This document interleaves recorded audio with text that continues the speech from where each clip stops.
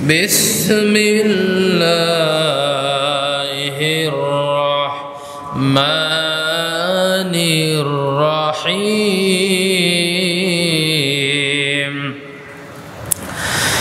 লান তানালুল বিররা হাত্তা তুনফিকু মিম্মা তুহিব্বুন। সূরাতুল আল ইমরান 92 নম্বর আয়াতে কারিমা আল্লাহ তাআলা বর্ণনা করেন, লান তানালুল বিররা হাত্তা তুনফিকু মিম্মা তুহিব্বুন, তোমরা তত সময় পর্যন্ত সওয়াব পাবে না, কল্যাণ পাবে না, যত সময় পর্যন্ত তোমরা তোমাদের প্রিয় বস্তু আল্লাহর জন্য খরচ না করবে। এই পৃথিবীতে মানুষের জন্য আল্লাহ তাআলা আকর্ষণীয় প্রিয় বস্তু হিসাবে আল্লাহ তাআলা তৈরি করেছেন 8টা জিনিস, যা সূরাতুল আল ইমরানের 14 নম্বর আয়াতে আল্লাহ তাআলা তা বর্ণনা করেছেন। যুজ্জিনা লিন-নাস হুব্বুশ শাহাওয়াতি মিনান নিসা ওয়াল বানিন ওয়াল কানাতিরিল মুআন্তারাতি মিনাদ যাহাবি ওয়াল ফিদ্দাতি ওয়াল খাইলিল মুসাওওয়ামাতি ওয়াল আনআমি ওয়াল হারস যালিকা মাতাউল হায়াতিদ দুনিয়া আল্লাহু ইনদাহু হুসনুল মাআব। আয়াতে কারিমার মধ্যে আল্লাহ তাআলা মানুষের কাছে আকর্ষণীয় প্রিয় বস্তু 8টা বিষয় সম্পর্কে আলোচনা করেছেন। তার মধ্যে আল্লাহ বলেছেন, যুজ্জিনা লিন-নাস হুব্বুশ শাহাওয়াতি মিনান নিসা, মেয়ে মানুষদেরকে আল্লাহ তাআলা পুরুষদের জন্য আকর্ষণ করেছেন, আর মেয়েদের জন্য পুরুষকে আকর্ষণ করেছেন। সন্তানাদিকে আকর্ষণ বানিয়েছেন, প্রিয় বস্তু বানিয়েছেন, মাল সম্পদকে প্রিয় বস্তু বানিয়েছেন, রক্ষিত সোনারূপাকে প্রিয় বস্তু বানিয়েছেন। এরকম 8টি আকর্ষণীয় বিষয়কে মানুষের প্রিয় বস্তু বানিয়েছেন, যা মানুষ সহজেই দিতে চায় না, ত্যাগ করতে চায় না, ব্যয় করতে চায় না। সবসময় ওই 8টা জিনিস মানুষ পাওয়ার লোভে মানুষ ছুটতে থাকে, অথবা কারো কাছে যদি থাকে তা রক্ষিত করে রাখার জন্য সবসময় যত্নবান হয়ে থাকে। কিন্তু আল্লাহ তাআলা এখানে বললেন, লান তানালুল বিররা হাত্তা তুনফিকু মিম্মা তুহিব্বুন, তোমরা তত সময় পর্যন্ত কল্যাণ লাভ করতে পারবে না, সওয়াব লাভ করতে পারবে না, যত সময় পর্যন্ত তোমরা তোমাদের প্রিয় বস্তু আল্লাহর জন্য খরচ না করতে পারবে। এই 8টা বিষয়ের মধ্যে ধন সম্পদ, অর্থ সম্পদ আমাদের কাছে একটা প্রিয় বিষয়। সবাই সহজেই পকেটের টাকা অন্যকে দিতে রাজি হয় না, দান করতেও রাজি হয় না। এটা স্বভাবগত মানুষের একটা বৈশিষ্ট্য, সবসময় টাকা পেতে চায়। এই আয়াতে কারিমা যখন নাজিল হলো, হযরতে তালহা রাদিয়াল্লাহু তাআলা আনহু, তিনি বিশ্বনবীর একজন একনিষ্ঠ সাহাবা ছিলেন। তিনি চিন্তা করতে শুরু করলেন, আমার কাছে প্রিয় বস্তু কি? তিনি চিন্তা ভাবনা করে দেখলেন, অমুক জায়গায় একটা খেজুর বাগান আছে এবং সেই বাগানে একটা কূপ আছে। বিশ্বনবী প্রায় সেখানে যেতেন, আর ওই কূপের মিষ্টি পানি বিশ্বনবী গ্রহণ করতেন। সবচাইতে সম্পদের মধ্যে এই জিনিসটাই আমার কাছে প্রিয়। আল্লাহ নবীর কাছে এসে বললেন, ইয়া রাসূলুল্লাহ, আপনারা বলেছেন তারা কখনোই কল্যাণ লাভ করতে পারবে না যত সময় পর্যন্ত তারা তাদের প্রিয় বস্তু আল্লাহর জন্য খরচ না করবে। তাই আমার কাছে ওই বস্তুটাই সবচাইতে প্রিয়, আমি আপনার জন্য ওটা খরচ করে দিলাম, আপনি এখন যেমনি ইচ্ছা সেইভাবে ব্যবহার করতে পারেন। আল্লাহ নবী বললেন, দেখো, যেহেতু তুমি এটা দান করে দিতে চাও, তাহলে আমার পরামর্শ হচ্ছে তুমি তোমার নিকট আত্মীয়দের মাঝখানে তা বন্টন করে দাও, যদি তারা অসহায় থেকে থাকে। আর যাকাতের খাতের মধ্যে এটা একটা খাত যে মিসকিন অসহায় মানুষদের দান করা। এজন্য আল্লাহ বললেন, লান তানালুল বিররা হাত্তা তুনফিকু মিম্মা তুহিব্বুন, মানুষ কখনোই কল্যাণ লাভ করতে পারবে না যত সময় পর্যন্ত তারা তাদের প্রিয় বস্তু আল্লাহর জন্য খরচ না করবে। আল্লাহ রাব্বুল আলামিন বর্ণনা করতেছেন, ইয়ামহাকুল্লাহুর রিবা ওয়া ইউরবিস সাদাকাত আল্লাহু লা ইউহিব্বু কুল্লা কাফফারিন আসীম। কোরআনে মাজিদ সূরাতুল বাকারার 276 নম্বর আয়াতে কারিমা আল্লাহ রাব্বুল আলামিন বলেন, ইয়ামহাকুল্লাহুর রিবা, আল্লাহ তাআলা সুদকে নিশ্চিহ্ন করেন, ধ্বংস করে দেন। ওয়া ইউরবিস সাদাকাত, দান সাদকা যাকাতকে আল্লাহ তাআলা বর্ধিত করেন, বরকত দান করেন। সুদভিত্তিক অর্থ ব্যবস্থা সারা জীবনই ধ্বংস হয়ে বয়ে আনে।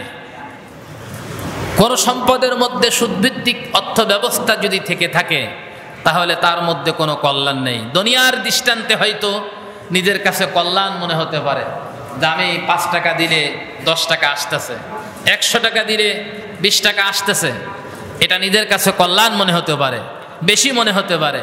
কিন্তু আল্লাহ বলছেন ইয়ামহাকুল্লাহুর রিবা, সুদের মধ্যে কোনো কল্যাণ নেই। সুদকে আল্লাহ নিশ্চিহ্ন করে দিয়েছেন, ধ্বংস করে দিয়েছেন। এই ধ্বংস হচ্ছে 2 রকম, দুনিয়ার কোনো কল্যাণ নেই, আখিরাতেও কোনো কল্যাণ নেই। ওয়াইরবিস সাদাকাত, কেবলমাত্র কল্যাণ আছে, উপকার আছে দুনিয়ায় এবং আখিরাতে, সেটা হচ্ছে সাদগা, সেটা হচ্ছে দান, সেটা হচ্ছে যাকাত। এর মধ্যে কল্যাণ আছে। কে বলতেছেন? আল্লাহ। আল্লাহর কথাই সত্য, আল্লাহর কথাই হক।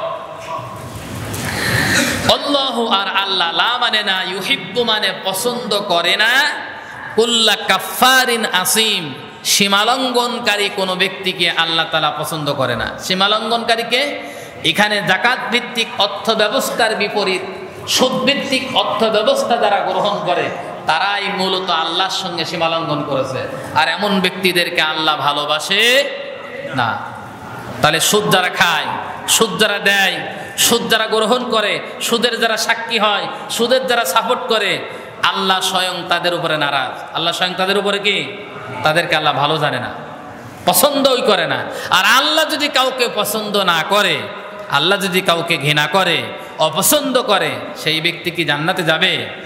জান্নাতে যেতে পারে না। এজন্য সুদের সকল কিছুকে বয়কট করতে হবে যদি কল্যাণ পেতে চাই আমরা। মানুষের সারা জীবনে এরকম আকর্ষণ থেকেই যায়। এজন্য আল্লাহ তাআলা দান সাদগার ভিতরে কিরকম কল্যাণ তার একটা উপমা উপস্থাপন করেছেন আমার আল্লাহ। আল্লাহ রাব্বুল আলামিন বলেন, মাসালুল্লাযীনা ইনফিউনা আমওয়ালাহুম ফি সাবিলিল্লাহ কামাসালি হাব্বাতিন আম্বাতাত সাবআ সানাবিলা ফি কুল্লি সুম্বুলাতিন মিআতু হাব্বা আল্লাহু ইউদাইফু লিমান ইয়াশাউ আল্লাহু ওয়াসিউন আলীম। জোরে বলেন আল্লাহু আকবার। কোরআনে মাজিদ সূরাতুল বাকারা 261 নম্বর আয়াতে কারিমার মধ্যে আমার আল্লাহ রাব্বুল আলামিন পরিষ্কার ভাষায় বললেন, মাসালুল লাযিনা ইনফিউনা আমওয়ালাহুম ফি সাবিলিল্লাহ, যারা তোমরা আল্লাহর রাস্তায় দান সাদকা করো, যাকাত দাও, তোমাদের উপমা কি তোমরা আমার কাছ থেকে শুনে নাও। দৃষ্টান্ত কি, উদাহরণটা কিরকম তোমাদের? আল্লাহ বলতেছেন, যারা আল্লাহর রাস্তায় নিজেদের অর্জিত সম্পদ পরিশ্রম করে মেধা খাটিয়ে, আর ওই যে জমিন থেকে উৎপাদন করে যে ফসলগুলো আমরা কামাই করি, যে অর্থগুলো আমরা উপার্জন করি, ওইটা আমরা যারা আল্লাহর রাস্তায় দান করি, আমার আল্লাহ বলতেছেন, শোনো তোমাদের উপমাটা কি হবে, দৃষ্টান্তটা কি হবে। কামাসালি হাব্বাতিন আম্বাদাত সাবআ সানাবিলা ফি কুল্লি সুম্বুলাতিন মিআতু হাব্বা, তাদের দৃষ্টান্ত হচ্ছে একটা শস্য দানা বীজের মতো। একটা বীজ আমরা মাটিগুলোকে পরিচর্যা করে মাটির উপরে বীজ বপন করে থাকি। আল্লাহ বলেন, তোমাদের উপমা ওই বীজের মতো। একটা বীজ যদি মাটি রোপণ করে ওর উপরে যদি বিছায় দাও, ছিটায় দাও, লাগায় দাও, তাহলে ওই একটা বীজ থেকে আমি আল্লাহ তাআলা কুশি উৎপাদন করতে পারি, 7টা ডাল আমি উৎপাদন করতে পারি সেখান থেকে। আর প্রত্যেকটি ডানায় 100টা করে দানা আমি আল্লাহ তাআলা দানা দান করতে পারি। তার মানে একটা বীজ বপন করা হলো, আর একটা বীজ থেকে 7টা পাতা 7টা কুশি অঙ্কুরিত হলো উপরের দিকে, আর প্রত্যেকটি অঙ্কুরিত কুশির মাথায় 100টা করে দানা আল্লাহ তাআলা দিলেন। আমরা গেড়েছিলাম একটা মাত্র বীজ, আর আল্লাহ দিয়েছেন কতটা বীজ? 700টা। কয়টা? যেহেতু 7টা আগায় 700টা বীজ হয়েছে। এজন্য আল্লাহ বলতেছেন, যারা আল্লাহর রাস্তায় দান সাদকা করে, আল্লাহর রাস্তায় যারা ব্যয় করে, তাদের দৃষ্টান্ত ঠিক এরকম। তারা যেন 1 টাকা আল্লাহর রাস্তায় দান করেছে, আর আল্লাহ তাদেরকে গুনে গুনে 1 নয় 2 নয় 100 নয় 700 গুণ আল্লাহ তাআলা বৃদ্ধি করে তাদের জন্য দিয়ে দিয়েছেন। জোরে বলেন সুবহানাল্লাহ। এটা দুনিয়ার কল্যাণ, এটা আখিরাতের কল্যাণ। আর আমার আল্লাহ তাআলা যদি ইচ্ছা করেন আরো বেশি দিতে পারেন না? পারেন না? পারেন। বান্দাকে 1 টাকা দান করলে তিনি 700 না, অগণিত অর্থ সম্পদের সওয়াব বা নেকি আল্লাহ তাআলা দান করতে পারেন। এই ক্ষমতা আমার আল্লাহ তাআলার আছে, যেটা আল্লাহ নিজেই বলেছেন, আল্লাহু ইউদাইফু লিমান ইয়াশা, আমি যাকে ইচ্ছা চাই তাকে আরো বেশি দান করি। জোরে বলেন সুবহানাল্লাহ। এটা আমার আল্লাহর করুণা, দয়া। প্রিয় ভাইরা আমার, এজন্য দান আমরা যারা করি, আল্লাহর রাস্তায় দান যারা আমরা করি, দান করার ব্যাপারে যাদেরকে আমরা উৎসাহ প্রদান করি, শয়তান কিন্তু সব সময় মানুষের পিছনে লেগে থাকে কল্যাণকর কাজ না করতে। শয়তান সব সময় মানুষের পিছনে লাগে, মানুষ যাতে দান সাদকার মাধ্যমে সে কল্যাণ লাভ করতে না পারে, এজন্য শয়তান মনে মনে ধোঁকা দেয়। শয়তান মনে মনে কি দেয়? যে এত টাকা জাকাত দেবো, এই জাকাত দিলে আমার এই সম্পত্তি থেকে এমন কমিয়ে যাবে টাকা, কয়টা এই টাকা চলে যাবে আমার সামনে থেকে, এরকম চিন্তা ভাবনা মাথার ভিতরে বিরাজ করতে পারে। এই থাইপ্য একটা দান দিয়ে দিলেই তো যথেষ্ট হয়ে যাচ্ছে। জাকাত কোনোদিন থাইপ্য দিলে হয়? যা আপনি গুজামিলি করে লক্ষ লক্ষ টাকার মালিক, আপনি বছরের শেষে এসে 5,000 টাকা 10,000 টাকা অমুককে দিয়ে দিলেন, আর গল্প করে বেড়াচ্ছেন যে না এবারে জাকাত দিয়ে দিছে, বিশাল কিছু করেছে আমি। না, আপনার জাকাত হয়নি। রিয়ামূলক কোনো কাজ করলে আল্লাহ কবুল করে না। আবার দান করে খোটা দিলেও ওই দান আল্লাহর দরবারে কবুল হয় না। এজন্য দান করে যেমন আফসোস করা যাবে না, কারোর কাছে বলে বেড়ানো যাবে না, আবার শয়তানের ধোঁকায় দান থেকে নিজেকে বিরত রাখাও যাবে না। আল্লাহ নিজেই কথাটা বলেছেন কোরআনে কারীমের মধ্যে। আমার আল্লাহ রাব্বুল আলামিন বর্ণনা করতেছেন, ইয়া আইয়ুহাল্লাযীনা আমানু লা তুবতিলু সাদাকাতিকুম বিল মান্নি ওয়াল আযা কাল্লাযী ইনফিকু মালাহু রিয়াআন নাস। তোমরা যে দান করো, সাদকা করো, মানত করো, মানুষকে সাহায্য সহযোগিতা করো, আল্লাহর বান্দাদের, তোমরা এই দান করার পরে নিজেরা কষ্ট পাবে না এবং কাউকে কষ্ট দেবে না, তার মানে খোটা দেবে না। হঠাৎ করে মনোমালিন্য হলো, যেই লোকটাকে আপনি দান দিলেন, একদিন মনোমালিন্য হওয়ার কারণে তাকে বলে ফেললেন, বেটা ওই যে তোর ওই দিন ওই দান দিছিলাম, তোর কি মনে নেই? খোটা দিয়ে ফেললেন। যে ব্যক্তি দান করার পরে, উপকার করার পরে কোনো মানুষকে খোটা দেয় আর অতীতের কথা স্মরণ করায়, আল্লাহ বলতেছেন ওই দানের কোনো সওয়াব, কোনো কল্যাণ ব্যক্তি কখনো পায় না। আর পাই না কি? কাল্লাযী ইনফিকু মালাহু রিয়াআন নাস, যারা রিয়ামূলক দান করে বেড়ায়, এই দানের কোনো কল্যাণ আল্লাহর পক্ষ থেকে আসে না। এটা রাজনীতি অঙ্গনে সবচাইতে বেশি হয় এই দানের সিস্টেমটা। রাজনীতি অঙ্গনে কি হয়? আমার দলের লোক যদি না হয় তাহলে বিজেপি কার শেয়ার পাবে। কথা বোঝাতে পারিনি মনে হয়। এরকমই তো বিবেচনা করা হয়। উনি লক্ষ টাকা সম্পত্তির মালিক, কিন্তু তার নামও দেখা যাচ্ছে গোপনে কাট করা আছে, কিন্তু বাড়ির পাশে একজন অসহায় মানুষ, লোকটা তার দল করে না, চেয়ারম্যানের দল করে না, বিধায় তার নামে কোনো কাট ইস্যু করা হয়নি। প্রিয় ভাইরা আমার, দানের যারা হকদার, সেই হকদারের কাছে পৌঁছে না দিলে কিয়ামতে আসামি হওয়া লাগবে। ওটা আমি গতদিন আপনাদেরকে বলেছি। সে কোন দল করে, কোন শ্রেণীর লোক, সে মুসলমান কি সে হিন্দু, ওটা আপনার দেখার দরকার নেই। সে পাওয়ার অধিকার রাখে কিনা, এটাই আপনার কাছে বিবেচনার বিষয় হবে। সুতরাং যারা দান করে, কষ্ট দেয় না দান করার পরে, বলে বেড়াই না, দান করার পরে খোটা দেয় না, আমার আল্লাহ রাব্বুল আলামিন এমন দানকারী ব্যক্তিদের জন্য সুসংবাদ জানিয়ে কোরআনে কারীমের মধ্যে বর্ণনা করতেছেন, লাহুম আজরুহুম ইনদা রাব্বিহিম ওয়ালা খাউফুন আলাইহিম ওয়ালা হুম ইয়াহজানুন। লাহুম আজরুহুম ইনদা রাব্বিহিম, তাদের রবের পক্ষ থেকে তাদের জন্য পুরস্কার আছে, বড় ধরনের নিয়ামত আছে, পুরস্কার আছে।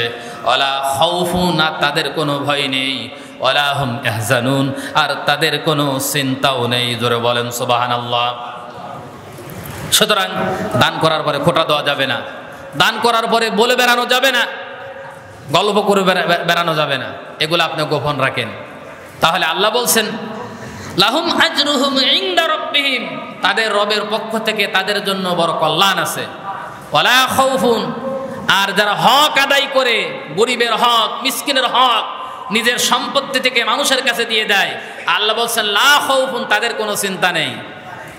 তার মানে কিয়ামতে তারা ধরা পড়বে না। ওয়ালা হুম ইয়াহজানুন, তাদের কোনো চিন্তাও নেই, তাদের কোনো ভয়ও নেই। জোরে বলেন সুবহানাল্লাহ। প্রিয় ভাইরা আমার, ওই দান ব্যক্তির কাছে সম্পদ নাও থাকতে পারে, কোন গরিব মানুষের ভিতরে এই আফসোস থাকতে পারে, কোন গরিব মানুষের ভিতরে এরকম বেদনা থাকতে পারে আল্লাহ রাব্বুল আলামিনের জন্য, কারণ সবাই তো দান করার সামর্থ্য রাখে না। রাখে নাকি? রাখে না। সবাই দান করার সামর্থ্য রাখে না। কিছু মানুষ আছে গরিব, অসহায়, অথবা একজন ধনট্যবান ব্যক্তির কাছে একজন সাইল এসেছে কিছু নেওয়ার জন্য, তাৎক্ষণিকভাবে তার পকেটে কিছু নেই। আল্লাহ এই কথাগুলো কোরআনে কারীমের মধ্যে সুন্দরভাবে উল্লেখ করেছেন। আল্লাহ বলতেছেন قَوْلٌ مَّعْرُوفٌ وَمَغْفِرَةٌ خَيْرٌ مِّن صَدَقَةٍ। আল্লাহ রাব্বুল আলামিন বলেন, শোনো, কোন মানুষকে দান না দিয়ে উত্তম কথা বলা, কাউকে ক্ষমা করে দেওয়া, আল্লাহ রাব্বুল আলামিনের কাছে ওই খোটা দানকারী দানের চাইতেও, রিয়াকারী দানের চাইতেও তাদের উত্তম কথা বলা আর ক্ষমা করে দেওয়া আল্লাহর কাছে অনেক বড়। একজন ব্যক্তি এসেছে, আমার কাছে নেই, ভাই পরে আসেন, আরেকদিন আসবেন, ইনশাল্লাহ আপনারে দেবো। কিন্তু আমি ধমক দিয়ে তার রেখে দিয়ে দিলাম। একজন ফকিরকে, এই বেটা নামাজ পড়িস, এই ভিক্ষা ছেড়ে দিতে পারিস না, কাম করে খেতে পারিস না, ইত্যাদি তারে শুনিয়ে দিলেন। আল্লাহ বলছেন না, বরং তুমি যদি তাকে উত্তম কথা বলো, মাফ করে দাও, ক্ষমা করে দাও, তাহলে ওই দানকারীর চাইতে তোমার এই উত্তম কথাটা আল্লাহর কাছে অনেক প্রিয়। যে দান করার পরে খোটা দিয়েছে, দান করার পরে বলে মানুষের সামনে গল্প করিয়েছে এবং রিয়ামূলক দান করেছে, এমন ব্যক্তির চাইতে তোমার এই কথাটা আল্লাহর কাছে অনেক উত্তম। প্রিয় ভাইরা আমার, আমরা এরকম কিছু উপমা দৃষ্টান্ত আপনাদের সামনে উপস্থাপন করলাম। আমরা অন্য বিষয় সম্পর্কে আলোচনা করব, যেহেতু আমরা গত সপ্তাহে বলেছিলাম যে দান করার যে খাত, জাকাতের যে খাত, বন্টন নীতি এবং কয়টা জিনিসের মধ্যে জাকাত হয় সে বিষয় নিয়ে আমরা আলোচনা করার কথা বলেছিলাম। আমরা সে বিষয়ের দিকে লক্ষ্য করে আলোচনা করব। তবে তার আগে একটি কথা বলবো, আমরা দান করার সময় কোন জিনিস দান করব? উত্তম জিনিস দান করব না নিকৃষ্ট জিনিস দান করব? ভালো জিনিস দান করব না মন্দ জিনিস দান করব? টাকাটা, সিরা টাকাটা মসজিদে দেবো না ভালো টাকাটা মসজিদে দেবো? ওইটাও আমার আল্লাহ তাআলা কোরআনে বর্ণনা করেছেন। এটাও আল্লাহ তাআলা কি করেছেন কোরআনে? অনেকেই যে টাকাটা মাজারে চালাতে পারে না, ওই টাকাটা মসজিদে নিয়ে আসে, যে এটা মসজিদে চালিয়ে দিলে কেউ দেখছে না, এরকম লোকও আছে, থাকতে পারে। আমরা তো টাকা গোনার সময় দেখি যে এত সিরা টাকা দিয়েছে যেটা মসজিদ কমিটি চালানোই মুশকিলকর ব্যাপার। এমনকি কোনো অসহায় মানুষের হাতে যে টান্দা দেবেন ফকির মিসকিনকে, সেটাও ভালো টাকা দিতে হবে। এটাও আমার আল্লাহ তাআলা নিজে কোরআনে কারীমের মধ্যে বর্ণনা করেছেন। আমার আল্লাহ রাব্বুল আলামিন বলেন, ইয়া আইয়ুহাল্লাযীনা আমানু আনফিকু মিন তাইয়্যিবাতি মা কাসাবতুম ওয়া মিম্মা আখরাজনা লাকুম মিনাল আরদ ওয়া লা তায়াম্মামুল খাবিসা মিনহু তুনফিকুনা ওয়া লাস্তুম বিআখিযি। আল্লাহ রাব্বুল আলামিন বলেন, হে ঈমানদাররা, আনফিকু, তোমরা খরচ করো, মিন তাইয়্যিবাত, ভালো ভালো জিনিস দেখে দেখে খরচ করো, অমিম্মা খরজনা লাকুম মিনাল আরদি, তোমরা যেটা দুই হাতে উপার্জন করো, আর খরচ করো আমি জমিন থেকে তোমাদের জন্য যা কিছু দিই। নিজেরা ইনকাম করে মেধা খাটিয়ে যেটা আমরা উপার্জন করি তার মধ্যে থেকে ভালো ভালো জিনিস, ভালো টাকাটা, ভালো সম্পদটা মানুষকে দান করো।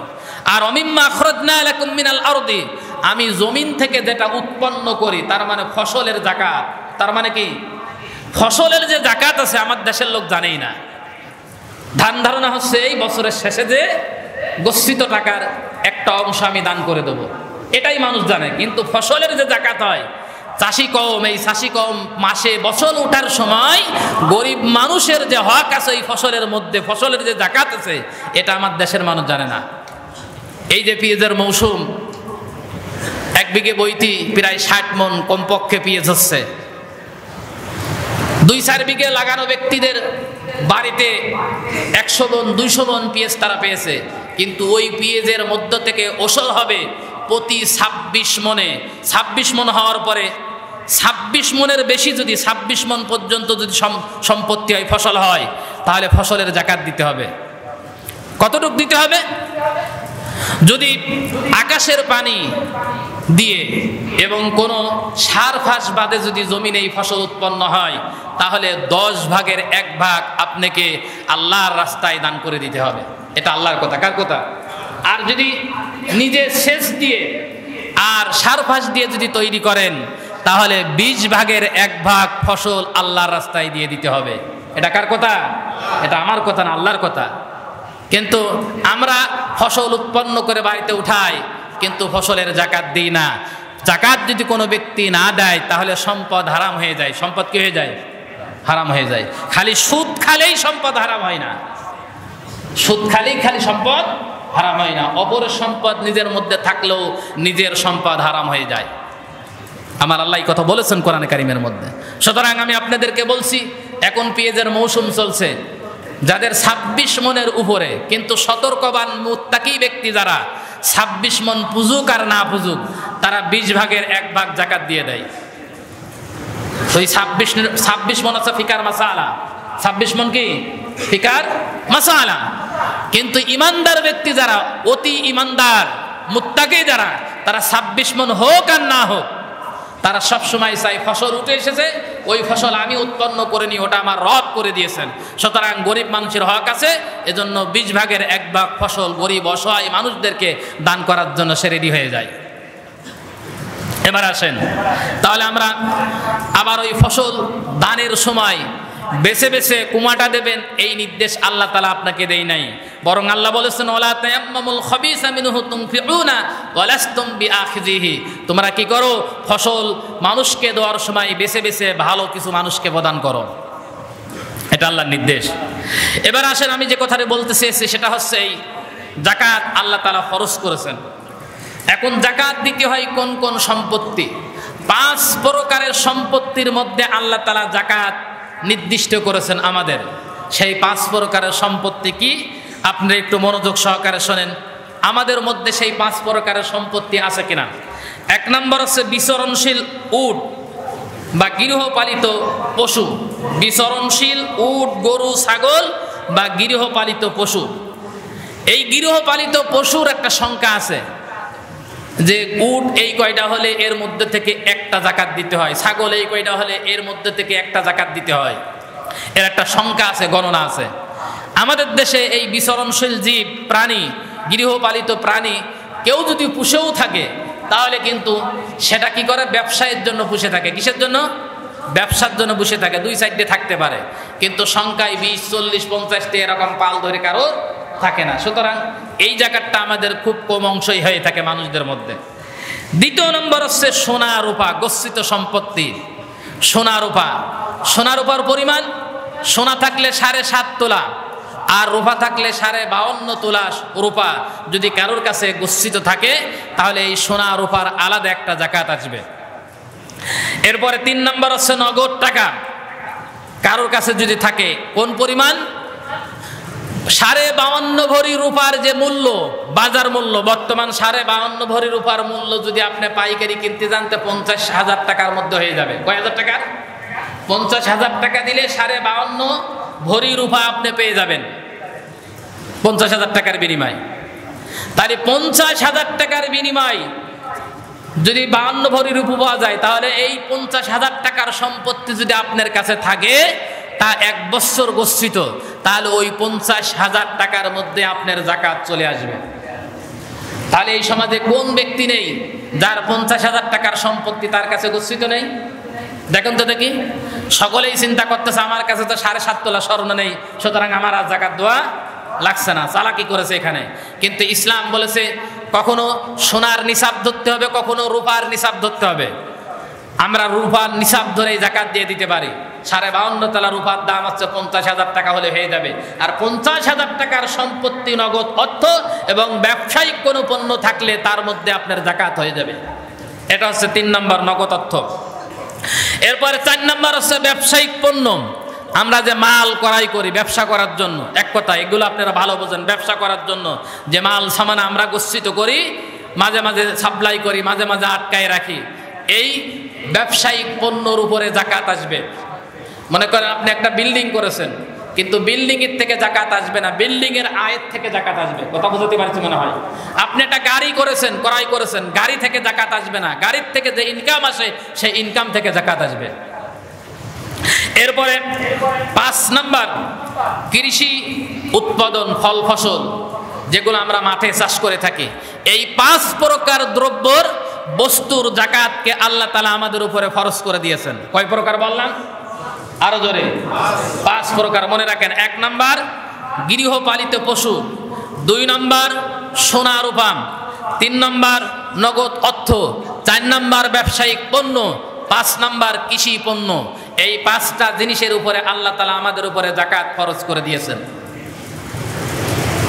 প্রিয় ভাইরা আমার, এখন জাকাত দেবো কোন জায়গায়, কোন খাতে দেবো, কারে দেবো, ওই কথাও আমার আল্লাহ তাআলা কোরআনে কারীমের মধ্যে খুলে খুলে বর্ণনা করেছেন।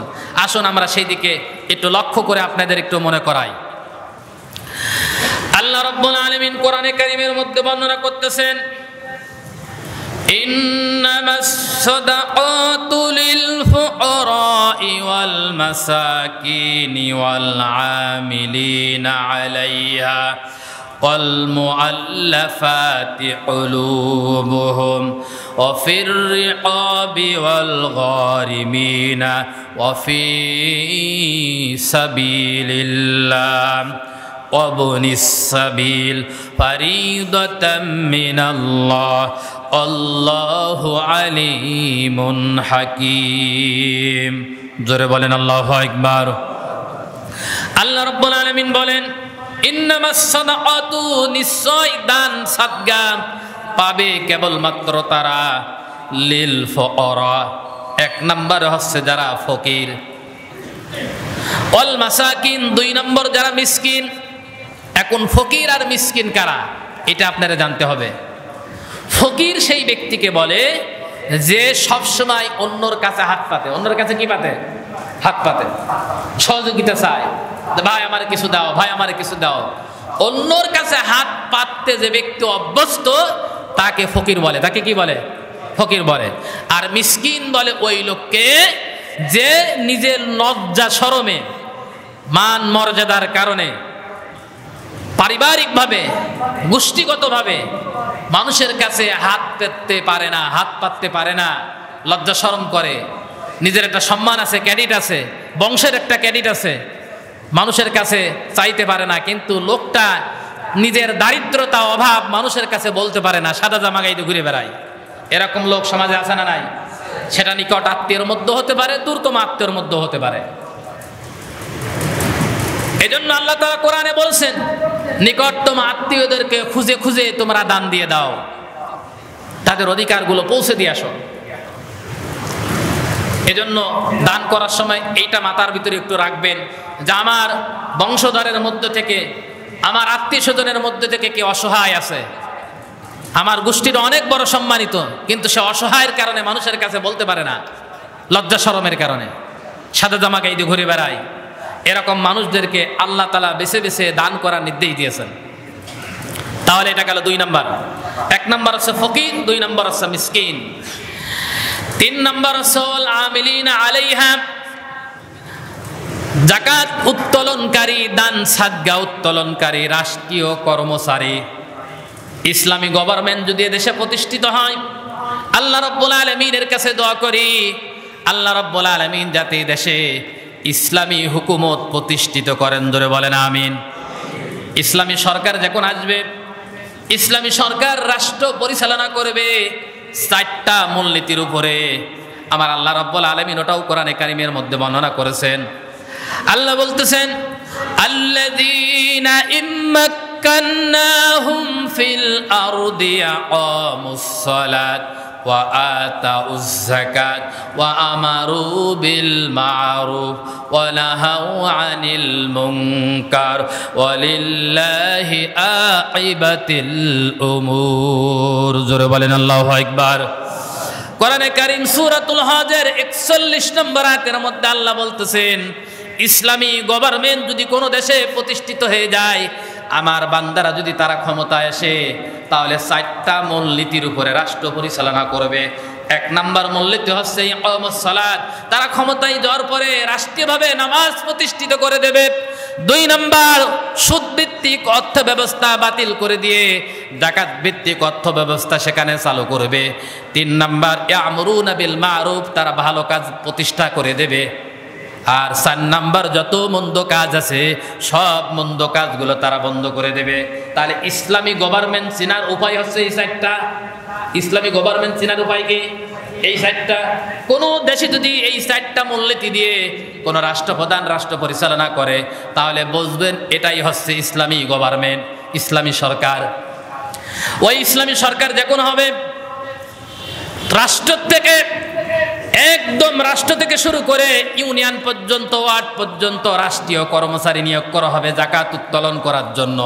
আপনি নিজে নিজে একা একা তখন যাকাত দিতে পারবেন না। আপনার বাড়িতে কি আছে এগুলো পর্যবেক্ষণ করা হবে, ভেরিফিকেশন করা হবে।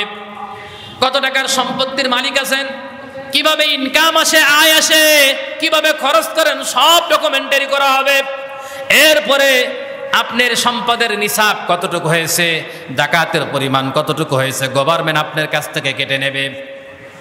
এজন্য সুদভিত্তিক অর্থ ব্যবস্থা যারা চালায়, বড় বড় সম্পদশালী যারা, তারা জানে যদি ইসলামী গভর্নমেন্ট হয় আমাদের টাকা থেকে অনেক যাকাত দিয়ে দেওয়া লাগবে, যাকাত যাতে না দেওয়া লাগে সেই ব্যবস্থা তারা পলিসি করে আর কি।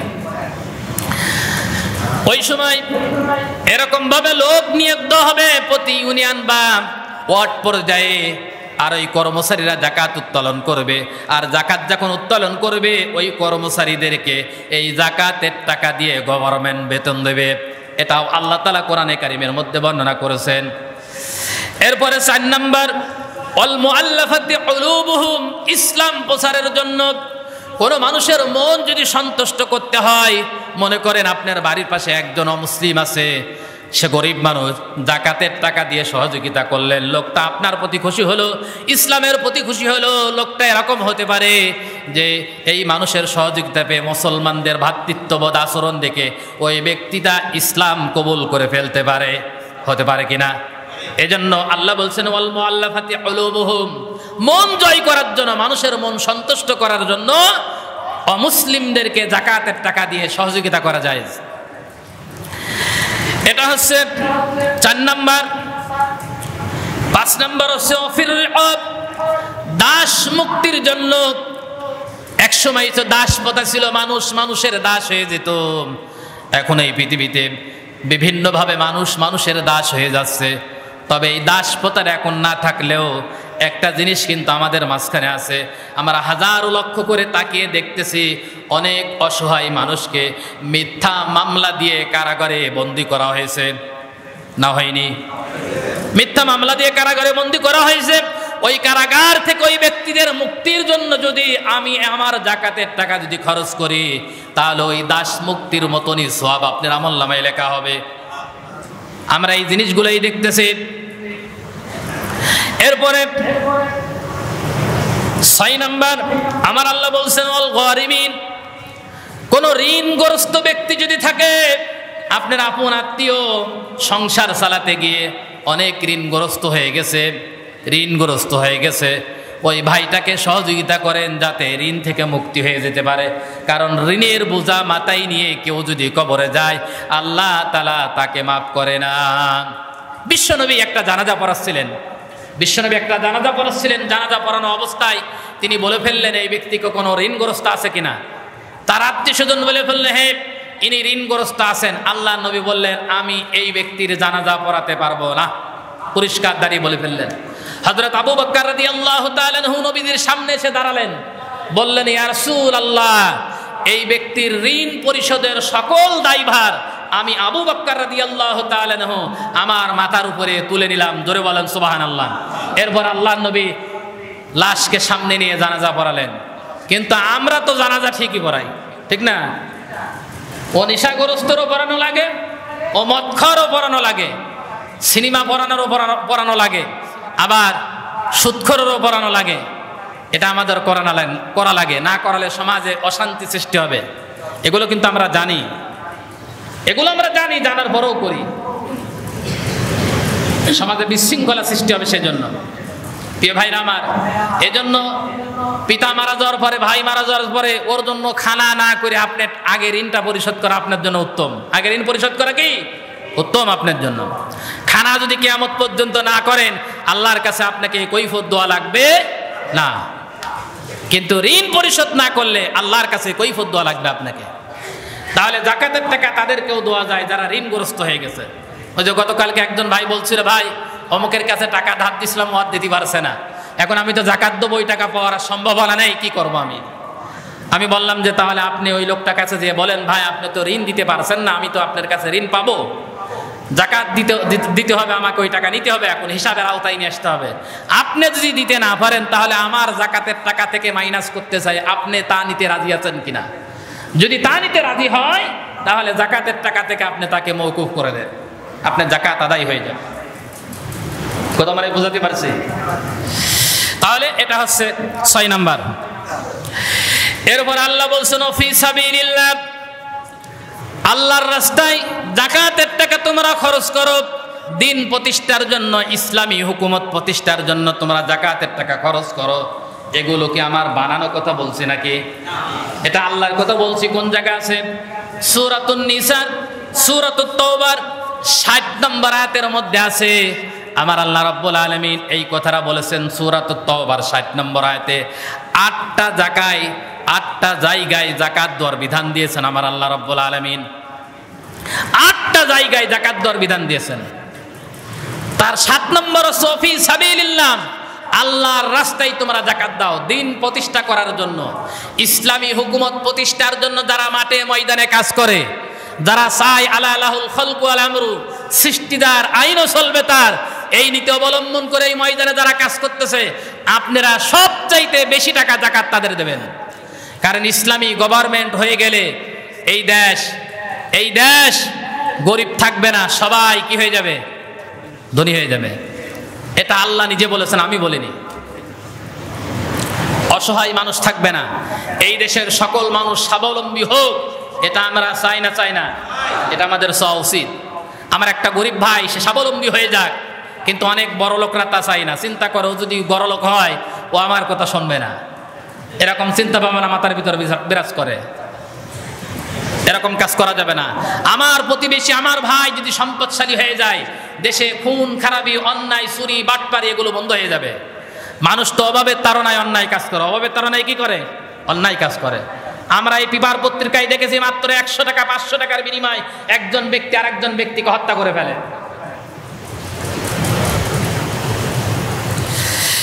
তাহলে জাকাতের টাকা ইসলামী আন্দোলনের কর্মীদেরকে আপনারা দেবেন, আপনাদের কাছে যে মাঝে মাঝে চাই তাদেরকে দেবেন। আমি এই জন্য বলছি, কোরআন দেখে দেখে বলছি আপনাদের। যদি বিশ্বাস না হয় তাহলে বাড়িতে কোরআন শরীফ কেন খুলবেন, সূরাতুত তাওবার 60 নম্বর আয়াত পড়বেন। ওখানে আল্লাহ তাআলা 7 নম্বর খাত দিয়েছেন, ফি সাবিলিল্লাহ, তোমরা আল্লাহর রাস্তায় দিন প্রতিষ্ঠার জন্য জাকাতের টাকা খরচ করবে, দান করবে। এরপরে 8 নম্বর আমার আল্লাহ বলতেছেন ইবনিস সাবিল, মুসাফিরের জন্য তোমরা জাকাতের টাকা দাও। মুসাফির আবার কিরকম? মনে করেন একজন ধনাঢ্য ব্যক্তি অন্য এক এলাকা থেকে আমার এলাকায় এসেছেন, হঠাৎ করে তার কাছে যে মাল সামানা ছিল তা শেষ হয়ে গেছে, আমি তাকে চিনি না, অথবা কোনো হাইজাকার তার এই মাল সম্পদ মেরে দিয়েছেন, লোকটা এখন অসহায় হয়ে গিয়েছেন, বাড়িতে ফেরত যেতে পারছেন না। আপনার কাছে এসে বললেন, ভাই আমি একজন মুসাফির, আমি ধনাঢ্য ব্যক্তি, আমার কাছে এখন বর্তমান কোনো সম্পত্তি নেই, আমি গন্তব্য পৌঁছে যাব অথবা খাবার খাবো, এই সম্পত্তি আমার কাছে নেই, আমার কাছে যা ছিল তা ফুরিয়ে গিয়েছে, অথবা হাইজাকাররা আমার কাছ থেকে মেরে দিয়েছে, এখন আমি বাড়িতে যাব, আমার কিছু টাকা দেন। আল্লাহ রাব্বুল আলামিন বলেছেন এমন মুসাফির ব্যক্তির জন্য জাকাতের টাকা দিয়ে সহযোগিতা করা যেতে পারে, এটা আল্লাহ নির্দেশ। এরপর আল্লাহ বলছেন ফারিদাতাম মিনাল্লাহ, এগুলো আল্লাহ তাআলার ফরজ নির্ধারিত আয়াত, ফরজ নির্ধারিত খাত, এগুলো আল্লাহ তাআলা সীমারেখা করে দিয়েছেন। আল্লাহু আলিমুন হাকিম, আলিম আল্লাহ মহাজ্ঞানী, হাকিম প্রজ্ঞাময়। তার মানে কোন কোন খাতে জাকাত দিলে কি কল্যাণ হবে আল্লাহর চাইতে ভালো আর কেউ জানে না। এজন্য আল্লাহ বলছেন আল্লাহু আলিমুন হাকিম, আল্লাহ হচ্ছেন মহাজ্ঞানী, আল্লাহ হচ্ছেন প্রজ্ঞাময়। এজন্য আল্লাহর সিদ্ধান্তই চূড়ান্ত। প্রিয় ভাইরা আমার, আল্লাহ তাআলা নবীজিকে নির্দেশ দিয়েছেন খুযু মিন আমওয়ালিহিম সাদাকাতান তুতাহহিরুহুম ওয়া তুযাক্কিহিম বিহা ওয়া সাল্লি আলাইহিম ইন্না সালাতাকা সাকানুল লাহুম। আল্লাহ বলতেছেন ও নবী, যাকাত আপনি উত্তোলন করুন, আর যাকাত যারা দিয়েছে তাদের জন্য আপনি দোয়া করুন। তাহলে গভর্নমেন্টের দায়িত্ব হচ্ছে জনগণের কাছ থেকে যাকাত আদায় করা, এবং গভর্নমেন্ট জনগণের জন্য দোয়া করবেন, এটাও আল্লাহ তাআলা পদ্ধতিগতভাবে শিক্ষা দিয়েছেন। নবীদের কাছে কোনো সাহাবাই কেরাম যদি যাকাত নিয়ে আসতেন, তাহলে নবীজি যাকাত দোয়া ব্যক্তিদের জন্য এইভাবে দোয়া করতেন, যেটা হাদিসে বর্ণনা করা হয়েছে, আল্লাহুম্মা সাল্লি আলা আলী ফুলান। নবীজি এইভাবে দোয়া করতেন, আল্লাহুম্মা সাল্লি আলা আলী ফুলান, অথবা ব্যক্তির নাম ধরে দোয়া করতেন অনেক সময়, অথবা কওমের নাম ধরে, গোত্রের নাম ধরে দোয়া করতেন, আল্লাহুম্মা সাল্লি আলা আলী ফুলান, আল্লাহ তাআলা এই গোত্রের উপরে তুমি রহমত নাজিল করো, বরকত নাজিল করো, কারণ এই গোত্রের লোকরা তারা যাকাত দিয়েছে। এরকম দোয়া করতেন নবীজি। তাহলে আমরা যারা যাকাত উত্তোলন করব, যারা যাকাত, বিশেষ করে ইসলামী আন্দোলনের কর্মী ভাইরা যারা যাকাত তোলেন অন্যের কাছ থেকে, যারা যাকাত দিচ্ছেন, তাদের জন্য এইভাবে নবীজির শিখানো দোয়া অনুযায়ী আমাদেরও দোয়া করা উচিত। আমাদের দোয়া করা কি উচিত? নবীজি দোয়া শিক্ষা দিয়েছেন আমাদেরকে। এই ভাইরা আমার, আসুন আল্লাহ তাআলা আমাদেরকে এই যাকাত দোয়া কোন কোন খাতে দিতে হবে, এই খাতগুলো আমি আপনাদেরকে বলেছি। মোট 8টা খাতে যাকাত দিতে হয়। মোট 8টা খাতে কি দিতে হয়? যাকাত দিতে হয়। দান, সাদকা, ফিতরা, ফিদিয়া, সব দানগুলোই মোট এই 8টা খাতে ব্যবহৃত হয়। শুধু যাকাত না, অন্যান্য দান ওই 8টা খাতে ব্যবহৃত হয়। আবারও বলছি, 1 নম্বর ফকির, 2 নম্বর হচ্ছে মিসকিন, 3 নম্বর হচ্ছে ওয়াল আমিলিন আলাইহা, রাষ্ট্রীয় কর্মচারী, 4 নম্বর হচ্ছে মুআল্লাফাতি কুলুবুহুম, মন জয় করার জন্য, 5 নম্বর হচ্ছে অফির রিআব, দাস মুক্তির জন্য, 6 নম্বর হচ্ছে আল গরিবিন, ঋণগ্রস্ত ব্যক্তির জন্য, 7 নম্বর হচ্ছে ফি সাবিলিল্লাহ, আল্লাহর রাস্তায় দিন প্রতিষ্ঠা করার জন্য, 8 নম্বর হচ্ছে ইবনিস সাবিল, মুসাফিরের জন্য। এই যাকাত, দান, সাদকা দান করার জন্য আল্লাহ তাআলা আমাদেরকে এই খাতে দান করার জন্য নির্দেশ দিয়েছেন। আমাদের সবাইকে বোঝার তৌফিক দান করুন, বলেন আমিন। আমরা সামনের সপ্তাহে অন্য বিষয় নিয়ে আলোচনা করব। আপনারা যারা কাবলা জমা পড়েন নাই তারা কাবলা